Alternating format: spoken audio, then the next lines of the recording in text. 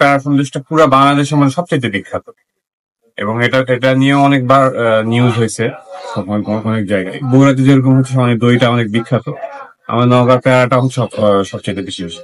এখন আমি দাঁড়িয়ে আছি নওগাঁ মিষ্টান্ন ভান্ডারে, যেটি নওগাঁ জেলার সন্দেশের জন্য অনেক বিখ্যাত। তো আমরা আজকে এসেছি প্যারা সন্দেশ ফ্লোর করার জন্য। আহ কি স্বাদ নওগাঁর প্যারা সন্দেশ। বর্তমানে দেশের অন্যান্য জেলায় প্যারা সন্দেশ তৈরি করা হলেও সর্বপ্রথম এই নওগাঁ জেলায় তৈরি করা হয় প্যারা সন্দেশ।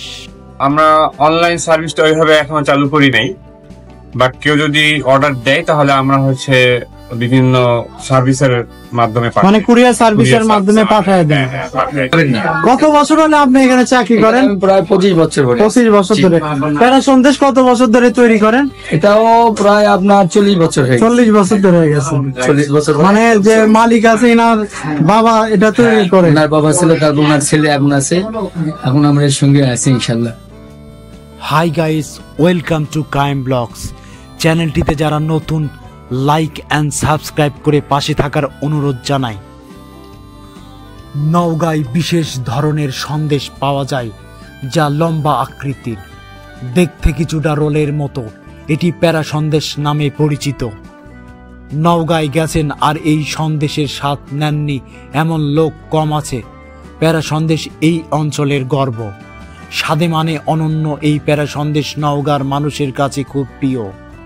শুধু জেলা নয়, পুরো বাংলাদেশেও সুনাম রয়েছে এই প্যারা সন্দেশের। শহরের কালীতলা এলাকায় বুড়িমাতা মন্দিরের পাশেই বহুল বছর আগে এই মিষ্টির দোকান থেকেই শুরু হয় এই প্যারা সন্দেশের উৎপত্তি। কারণ কি, মানে অন্যান্য জায়গায় 400 শোনা যায়, আপনাদের এখানে একটু দাম বেশি?